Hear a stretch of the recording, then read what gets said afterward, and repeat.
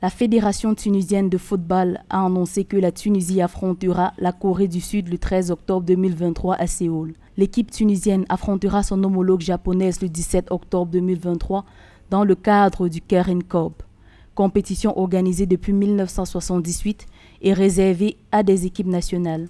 Il est à noter que l'équipe sud-coréenne est classée 28e mondiale selon le classement de la FIFA, tandis que la Tunisie se retrouve à la 31e place selon le même classement.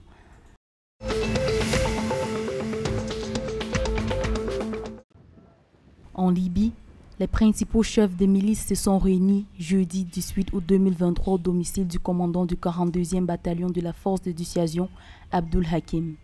La réunion s'est conclue par un soutien au rétablissement de la stabilité dans la capitale Tripoli et à la cessation des combats, ainsi que par la libération des commandants de la 444e brigade, le colonel Mahmoud Hamza. Ils se sont également mis d'accord sur la poursuite de la réconciliation et de l'unité des rangs, sur la libération de tous les prisonniers et sur le retour des forces dans l'air caserne. Cette réunion de haut niveau intervient après plusieurs jours d'affrontements meurtriers à Tripoli, à la suite de la détention du colonel Hamza, un allié du premier ministre Abdelhamid. Ces violences ont fait plus de 50 morts et 146 blessés.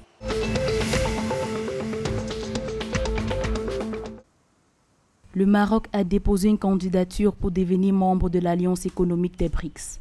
L'Alliance BRICS, composée du Brésil, de la Russie, de l'Inde, de la Chine et de l'Afrique du Sud, est une alliance économique pour les pays en développement.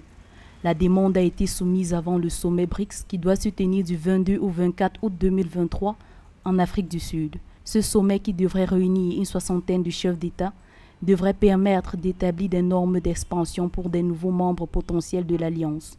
Toutefois, les experts suggèrent que la décision finale sur les pays qui se verront accorder l'adhésion pourrait être reportée.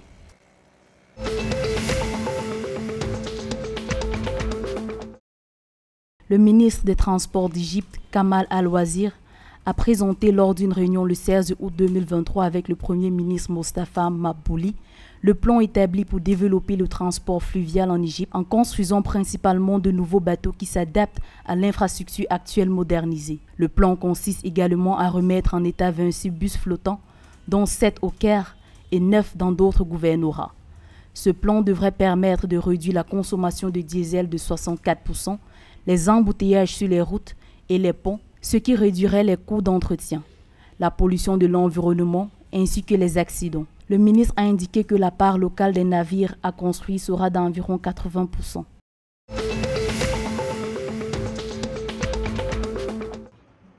L'Algérie a retiré le film Barbie de ses salles de cinéma pour atteinte aux bonnes mœurs, rejoignant ainsi le nombre croissant de pays arabes qui interdisent la diffusion de ce succès mondial. Barbie, dont les recettes mondiales ont dépassé 1,2 milliard de dollars, est sorti en Algérie le 19 juillet 2023, avant que les cinémas ne les retirent de leur programmation le 16 août 2023. À travers des scènes, le film est accusé de faire promotion de l'homosexualité dans le monde arabe, déclare le média algérien TSA.